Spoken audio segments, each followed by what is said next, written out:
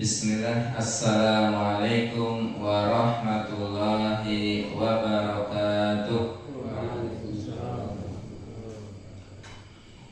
Alhamdulillahilladzi arsala rasulahu bil huda wa dinil haq liyudhhirahu ala dini kullih walau karihal musyrikun. Asyhadu an la ilaha illa wahdahu la syarikalah wa asyhadu anna Muhammadan abduhu wa rasuluh la nabiyya wa la rasula ba'dah. Allahumma salli wa sallim ala nabiyyina Muhammadin wa ala alihi wa sahbihi wa man tabi'ahum bi ihsani ila yaumil qiyamah. Qala Allah ta'ala ya ayyuhalladzina amanu taqullaha haqqa tuqatih wa la tamutunna illa wa antum muslimun. Wa qala Rasulullah sallallahu alaihi wasallam kullu nasi ya'du fa ba'iyu nafsahu fa mudikuha aw mu'tikuha.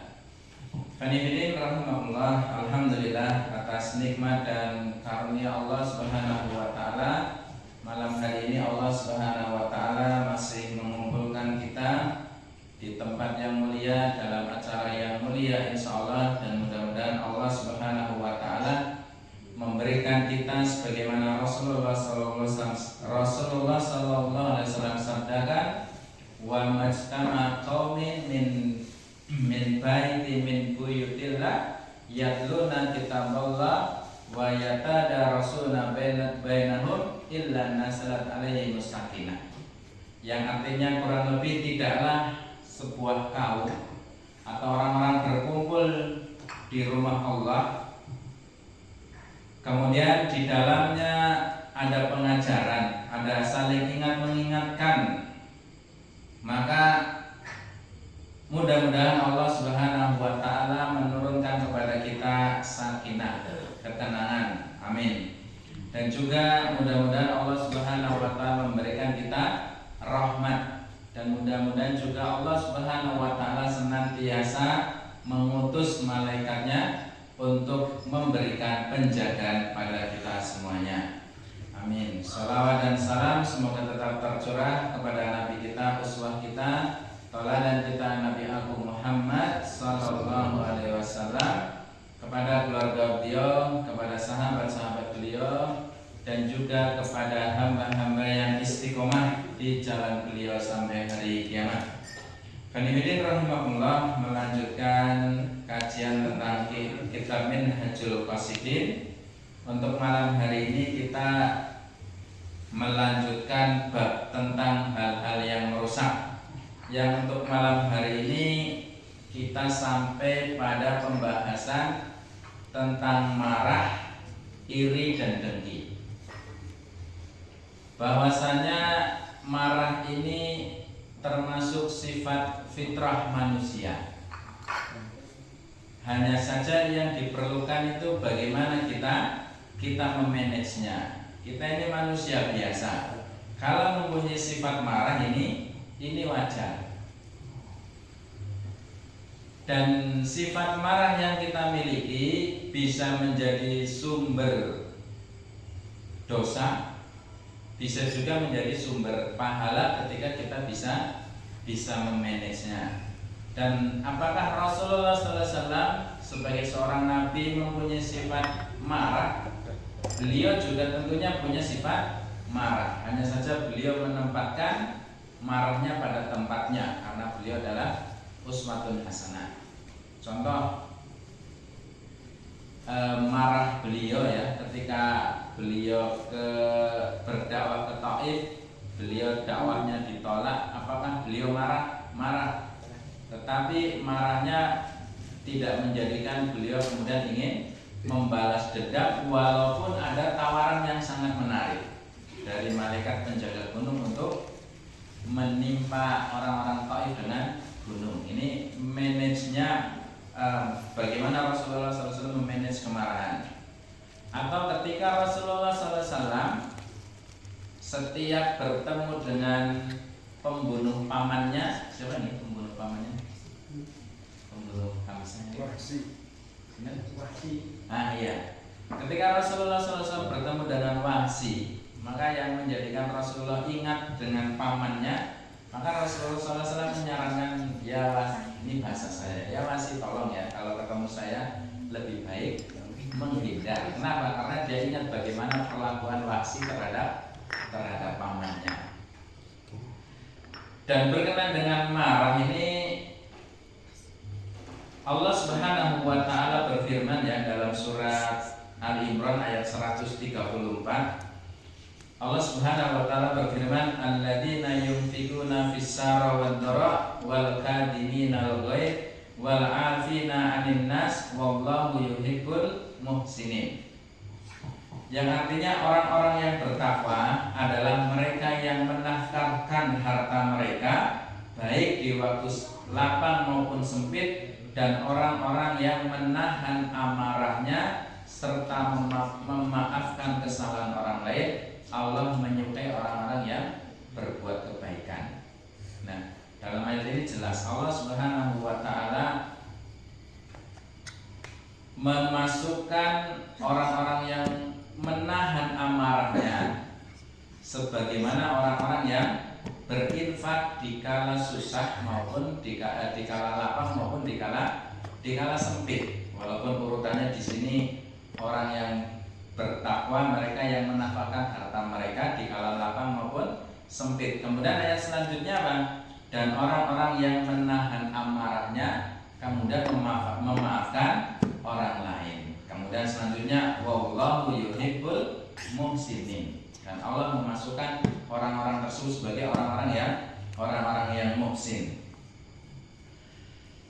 Jadi yang namanya marah ini sekali lagi sifat yang pasti dimiliki oleh manusia. Nah, perintahnya ini bagaimana kita memanage ya.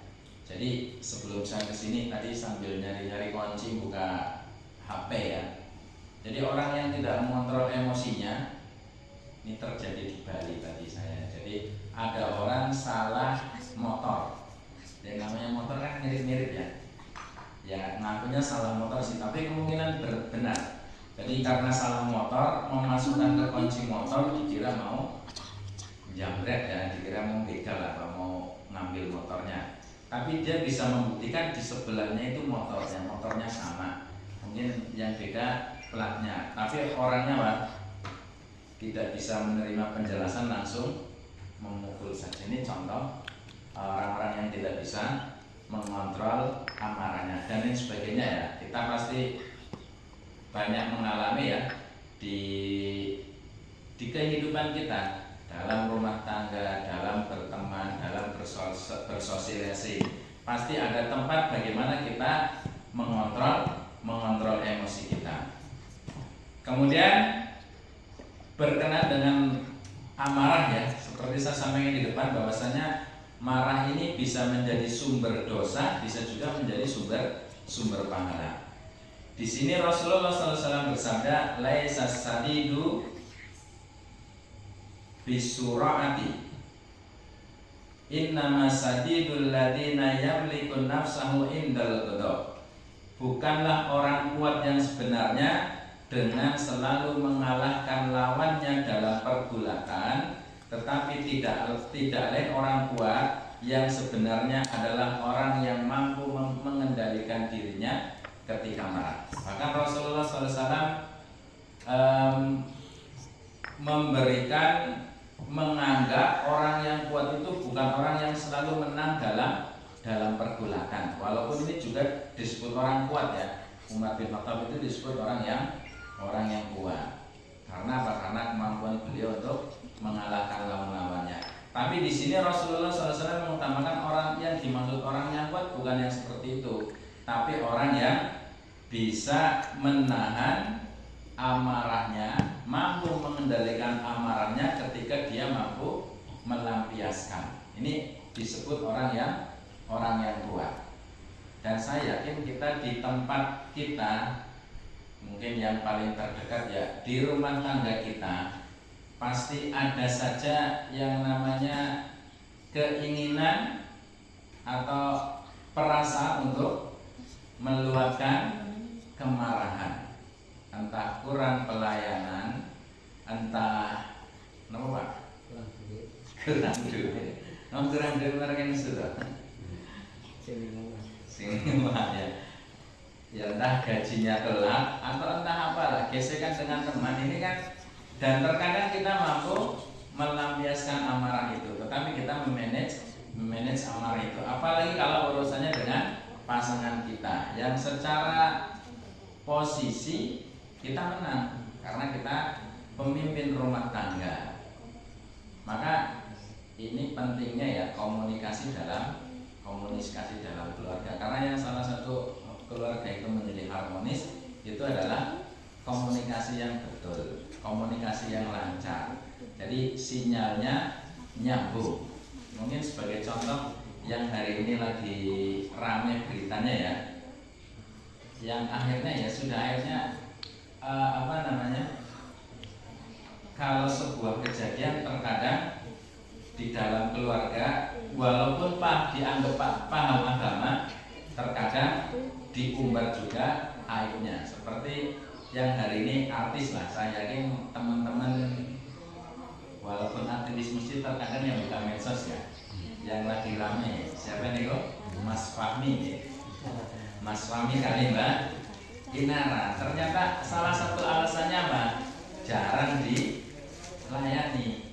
Marahnya tidak diungkapkan, tapi dilampiaskan dengan mencari di tempat lain kan, seperti itu. Ya walaupun kalau kita menilai yaitu syar'i, syar'i sudah nikah. Kalau saya berpikiran ya yakin lah sudah nikah ya, dengan karena orang ngaji lah seperti itu.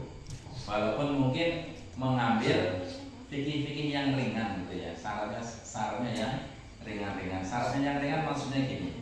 Saya juga pernah menikahkan ya, terpaksa menikahkan orang yang karena sudah keluarganya menentang semua tanpa ada walinya. Tapi saya juga cari dulu referensinya. Setelah itu ya sudah, saya anggap ini syar'i, saya nikahkan. Prahara selanjutnya itu urusan mereka. Ya kita kan nikahkan saja tugas kita. Masalah gelut itu urusan mereka. Dan mereka yang manage gitu. Jadi misalkan seperti itulah. Jadi salah satu yang emosi kita bisa terkendali itu apa? Adanya komunikasi. Maka terkadang ketika kita tidak menjadi pendengar yang baik, ternyata istri kita mungkin mereka memendam banyak masalah yang sebenarnya ingin dikeluarkan. Kalau kita kan bisa melampiaskan amarah, bisa jadi pasangan kita ini mereka memendam amarah yang banyak, yang tidak diluapkan. Dan saya tidak membicarakan siapa-siapa, karena ini pengalaman saya pribadi. Sebelumnya begitu dibuka, dikasih kesempatan, keluar berjilid-jilid yang ingin disampaikan. Monggo, Ivan sekalian, monggo sekalian disambingi. Ustaznya yang bicara begini.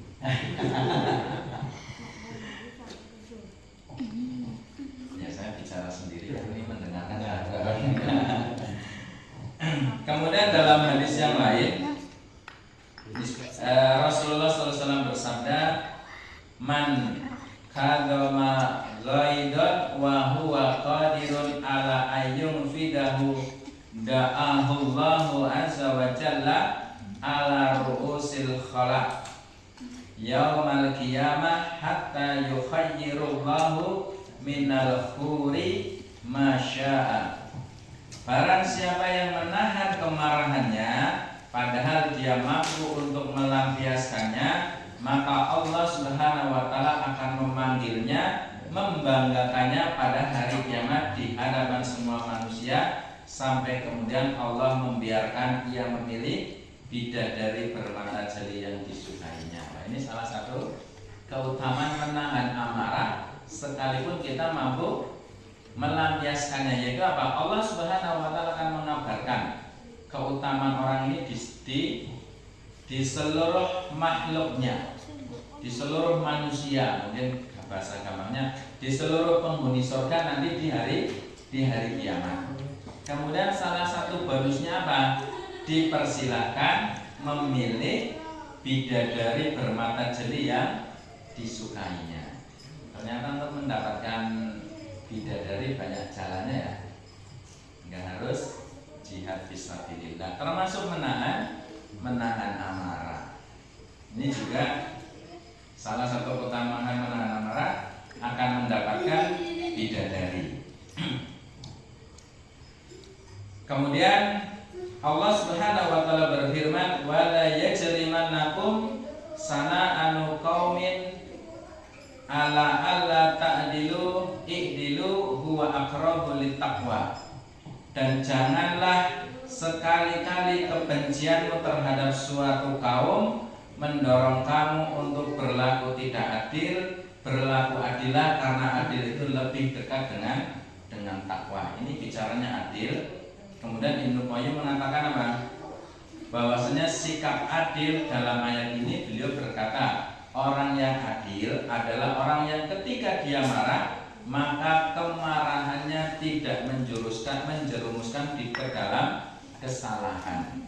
Dan ketika dia senang, maka kesenangannya tidak membuat dia menyimpang dari kebenaran. Jadi kalau dikaitkan dengan pembahasan ini, adil di sini, orang adil itu orang yang ketika dia mampu meluapkan kemarahannya, tapi dia maka kemarahan itu tidak menjerumuskan ke dalam kesalahan. Ya padahal hari ini kan kita termasuk sering gregetan ya. Gregetan dalam banyak hal, bukan hanya sekedar urusan pribadi. Saya yakin ya, yang hadir di sini semuanya pasti mengikuti perkembangan politik Indonesia ya. Kan kadang kita gregetan. Ya kali itu jelas kita nggak mampu melampiaskan marahnya ya. Misalkan politisi yang mengatakan banjir kayu gelondongan, kayunya jelas ada nomornya.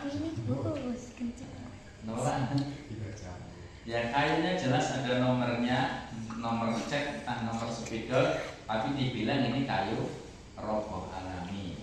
Gitu. Sudah gitu nama banjir kayunya gelondongan itu diambil, lumpurnya dibiarkan. Padahal itu kan sama-sama kawan banjir ya. Kayunya diambil, lumpurnya ditinggal. Dan banyak hal lainnya ya yang hari ini sedang ramai kan, masalah Panji, masalah sinten itu Panji Pragiwaksono ya. Kemudian keutamaan marah lainnya adalah bahwasanya marah ini menahan amarah, maksudnya bahwasanya menahan amarah ini adalah kunci segala kebaikan. Apa buktinya? Ini berkenan dengan dalam sebuah hadis yang diriwayatkan oleh Abu Hurairah, bahwasanya ada seorang laki-laki yang datang menemui Rasulullah SAW untuk meminta nasihat beliau. Jadi orang datang kepada Rasulullah meminta nasihatnya yang diulang-ulang sampai 3 kali, dan beliau mengatakan yang 3 kali ini, dan beliau mengatakan la taghdab. Jadi nasihat Rasulullah apa? Jangan marah. Nah ini nanti menjadikan pembelajaran bagi kita, bahwasanya di rumah kita, di lingkungan kita, posisi kita apapun lah ya, pasti kan ada pemicu untuk menjadi kita marah. Di dalam rumah tangga, tingkah anak-anak mungkin ya, tingkah saudara, tingkah istri, tingkah pasangan. Maka jadikan saja hal-hal yang menjadikan kita marah seperti guyonan. Misal di dalam masyarakat ya, kebetulan pas bulan Agustus kemarin ada pilihan RW, bukan pilihan lurah ya, pilihan RW. Calonnya ada 3, saya, Juragan Bakso, dan saya menang. Dan ternyata memang jadi RW, RT wis ora ono gajine eneng ya, nanti Ramadan itu dapat THR 600.000, potongannya biasanya 200.000. Iya, kemarin itu seperti itu. Jadi ada 600.000 dipotong 300.000 untuk membetulin jembatan Malikan kan jebol ini ya. Ternyata kan jadi RT jadi RW ya memang betul-betul kudu longgar atine. Nek ana wong gelut RT-ne ndi, RW-ne ndi. Iya. Apa-apa kudu paling dhisik masalah iuran pasti dimintain duluan seperti itu. Pengen marah kok ya gelem gitu ya. Intinya seperti itu. Intinya ya sudah, jadikan apa namanya, kalau ada omongan ya sudah, karena jadi RW kebetulan kemarin ada masalah RT yang satu nggak boleh sama istrinya. Alasannya apa? Apa entuk beras dari RT ini. Alasannya seperti itu. Akhirnya dikembalikan ke RT yang lama. RT yang lama mau syaratnya RT yang baru sowan. Coba ngurusi wong kaya mana? Terus sampai aku keluar kata-kata apa RW ini yang mundur baik. Itu seperti itu. Ya dijadikan guyon saja. Jadi seperti itu. Belum urusan-urusan lain ya, yang pasti akan mendatangkan keinginan kita untuk marah. Nah, di sini Rasulullah SAW sebagai penutup bab marah ya, bahwasanya agama Islam dengan segala aturannya, termasuk marah ini juga ada manajemennya. Maka ketika datang perasaan ingin marah, maka yang pertama ini sudah umum ya. Jadi yang pertama yang kita lakukan itu ketika kita ingin marah, maka jangan memperpanjang yang ingin keluar dari lisan kita. Ketika ingin marah, lebih baik diam dulu, dan diam saja. Kalau ingin marah, lebih baik diam. Apalagi kalau sama istri, mungkin sudah mengalami semuanya kan, bahkan mungkin lebih dulu. Sebagaimana kecuali yang belum enggak. Oh ini.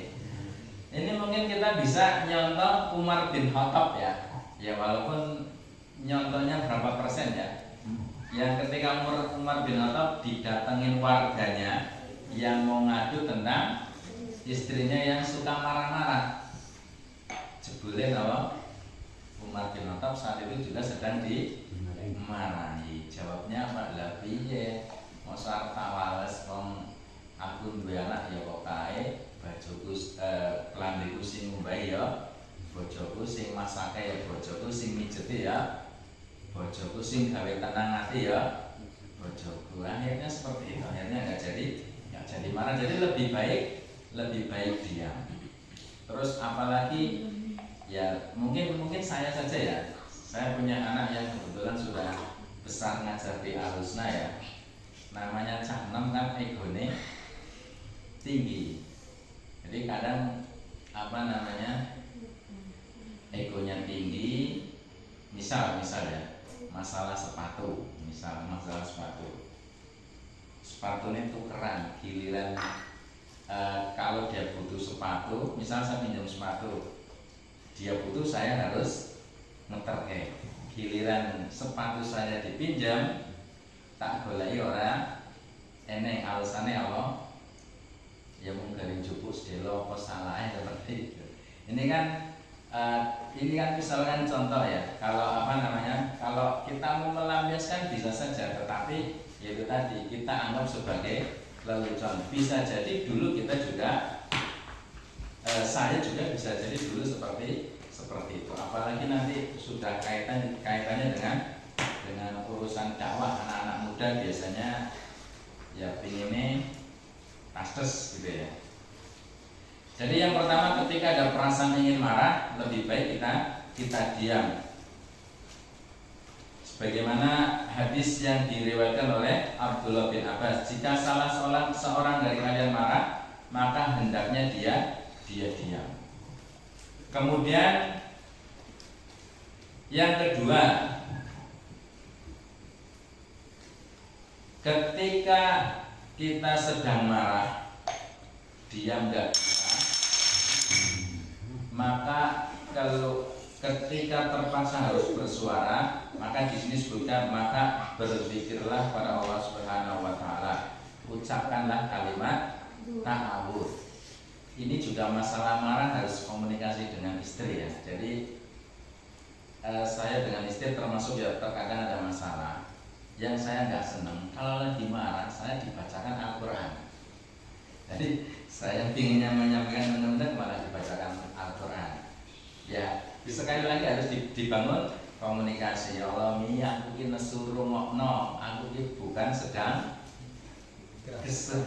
kesurupan.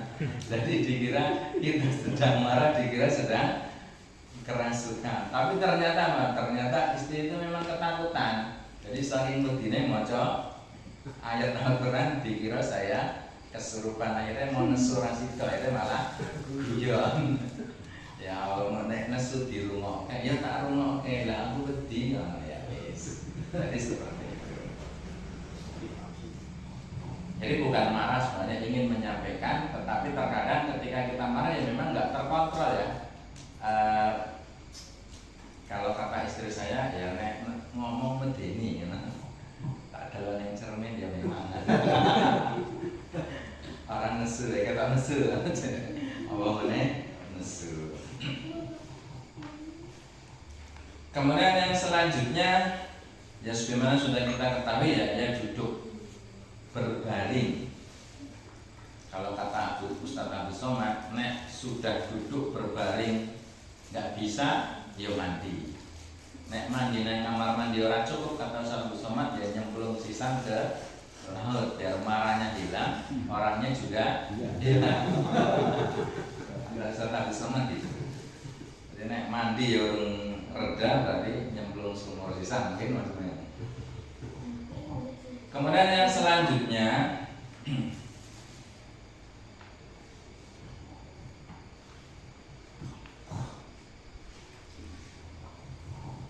tentang iri dan dengki ya, tentang iri dan dengki. Di sini disebutkan bahwasanya hal-hal yang merusak, yang pertama tadi marah, kemudian selanjutnya yaitu iri dan dengki. Ini masih ada hubungannya dengan amarah. Jadi jika marah dipendam karena ketidakmampuan melampiaskannya, maka amarah itu akan berbalik ke hatinya, mendekam di dalamnya dan menjadi dengki. Jadi dengki di sini disebutkan menurut Ibnu Qudamah, amarah yang dipendam kemudian tidak mampu melampiaskannya. Kalau bicara terapis nanti timbul penyakit lain-lainnya ya Mas ya. Apa Mas? Liver dan lain sebagainya. Jadi seperti itu. Jadi karena memang banyak ya, saya yakin kita banyak kemarahan yang kita tidak bisa melampiaskannya. Misalkan kemarahan kita melihat kondisi perpolitikan hari ini, maka ekspresinya ya seperti yang bagaimana kita bisa. Kalau penyanyi slang kan sudah nggak ada betulan, akhirnya mengeluarkan lagu Republik Ufapa, itu kan aslinya bentuk marah kok nggak dapat jabatan lagi, akhirnya keluar lagu itu. Kemudian yang lain ya mentertawakannya kan seperti itu. Kemudian tandanya apa? Tanda orang marah kemudian menjadi kedengkian, tandanya di sini disebutkan tandanya ia senantiasa membenci orang yang dimaksudkan, merasa berat jika bertemu dengannya dan berusaha untuk menghindarinya. Jadi tandanya dengki kepada seseorang di sini disebutkan diawali tak dari marah, dendam yang tidak bisa terlampiaskan. Kemudian dia tahan menjadi dengki dan dia merasa berat bertemu dengan orang lain. Dan ini biasanya juga terjadi di dalam keluarga. Yang sering terjadi biasanya urusan berkenaan dengan warisan. Dan mudah-mudahan kita yang aktivis masjid ya, kalau sudah berkenan dengan warisan, mudah-mudahan ini tidak menjadi dendam yang terwariskan. Jadi kalau saya melihat di masyarakat, banyak yang keluarga kemudian menjadi dendam yang terwariskan. Dan terkadang juga keluarga aktivis juga seperti itu. Ada yang seperti itu, walaupun keluarga aktivis tentunya menyadari cara penyelesaiannya. Maka sebaiknya kalau orang sudah meninggal, kalau memang harus pahit ya pahit di depan, jangan sampai diwariskan. Maksudnya diluruskan bagaimana? Kalau orang tua sudah meninggal ya segera dibagi warisannya. Dibagi artinya haknya jelas. Ini punya siapa, ini punya siapa. Perkara misalkan tanah mau digarap dilanjutkan ya monggo, rumah mau ditempatin ya memang sudah menempatin ya monggo, tapi haknya sudah jelas. Mau diserahkan ya sudah, supaya apa? Tidak ada rasa dengki. Sebab apa? Ya wis nek jenenge ketemu orang yang tidak disenangi ini apa? Ya sangat gak enak lah ya, sangat gak enak. Kemudian dengki merupakan buah dari amarah, sedangkan iri merupakan buah dari dengki. Jadi amarah menghasilkan dengki, dengki menghasilkan iri. Dan Rasulullah SAW mengingatkan ya, jadi dengki dan iri dalam sebuah hadis Rasulullah mengatakan kalian akan dijalari suatu penyakit umat-umat sebelum kalian, yaitu dengki dan kebencian. Jadi dengki dan kebencian ini penyakitnya umat-umat terdahulu. Berarti kalau kita melihat sejarah umat-umat terdahulu ya,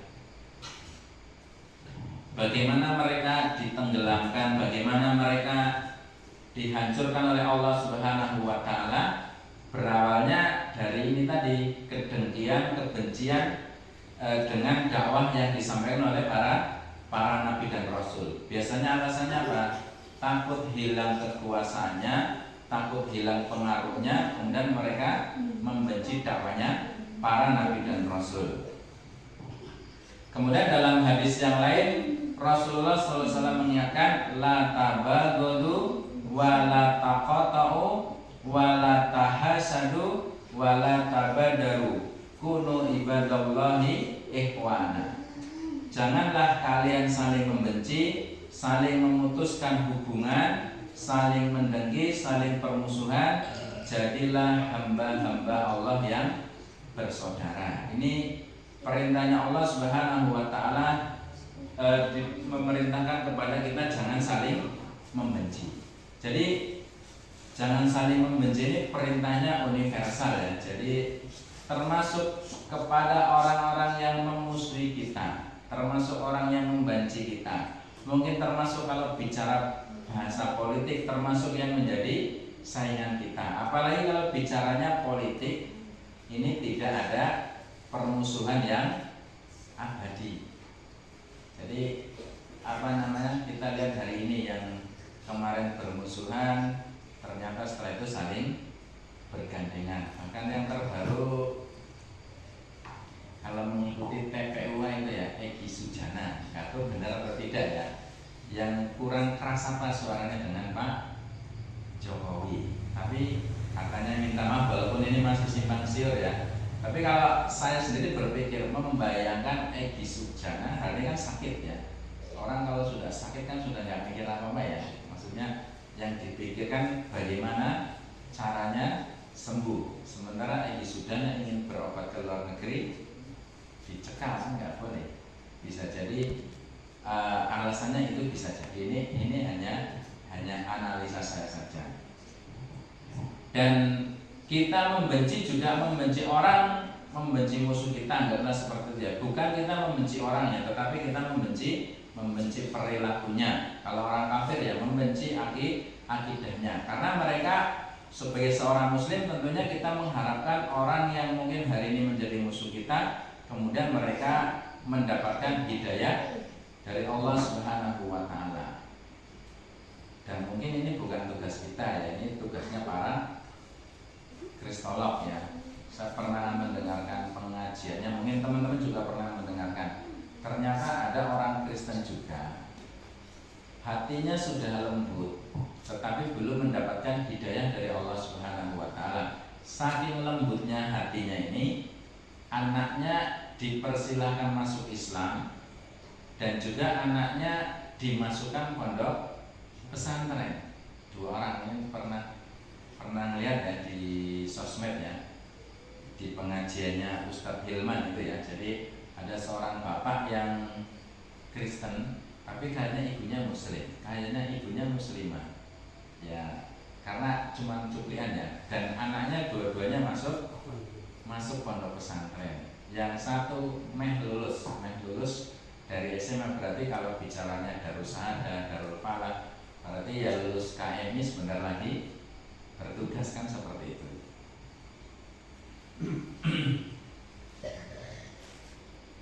Kemudian dalam hadis ini wa kunu ibadallahi ikhwana, jadilah kalian hamba-hamba yang bersaudara. Jadi orang muslim itu memang perintahnya apa?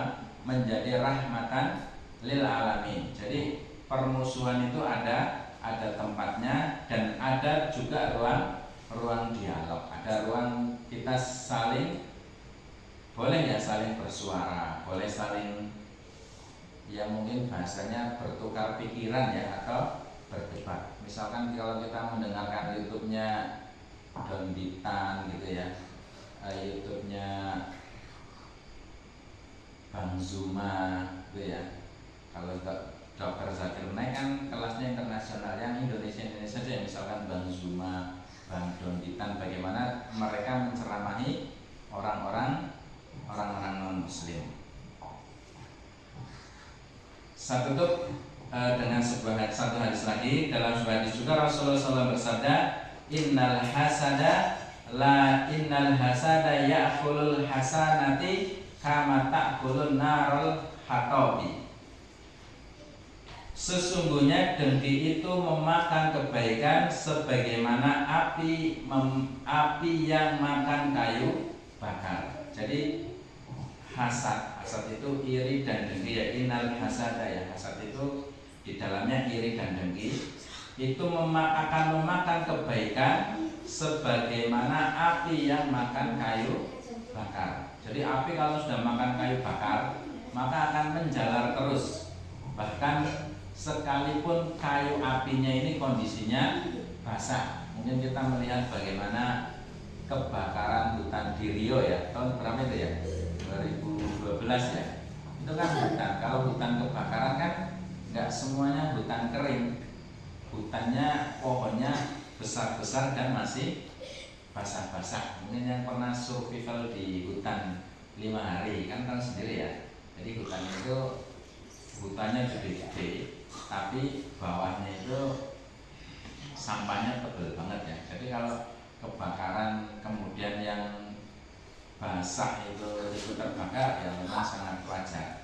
Nah, orang yang hasad, orang yang punya sifat iri dan dengki, maka akan menghapus kebaikan-kebaikan yang sudah dia laksanakan. Dan kalau kita belajar dari salah seorang sahabat yang ketika Rasulullah SAW sedang bermajelis, Rasulullah mengabarkan akan sebentar lagi akan lewat atau akan datang calon penduduk surga sampai 3 kali. Yang kemudian ada satu orang sahabat ingin tahu sebenarnya amalan orang ini apa. Ikut bermalam sampai 3 hari, dia tidak menemukan amalan istimewa. Amalan istimewa artinya apa? Malamnya ya biasa saja, tahajudnya ya biasa saja, kadang ya tahajud, kadang ya enggak. Kemudian ke masjidnya ya biasa, qomat baru berangkat, enggak duluan dan lain sebagainya. Jadi dia bingung ketika dia bertanya, baru di akhirnya dijelaskan ternyata apa? Sebelum tidur maka dia memohon ampun pada Allah Subhanahu wa taala, memaafkan seluruh kesalahan kalau ada orang bersalah, dan dia juga kalau ada kesalahan dia segera minta maaf. Ini yang saya sampaikan. Kurang lebihnya mohon maaf. Mudah-mudahan kita bisa terhindar dari 3 sifat yang menghancurkan ini, yaitu marah, dengki, dan iri. Ini kurang lebihnya mohon maaf. Billahi taufiq wal hidayah. Assalamualaikum warahmatullahi wabarakatuh.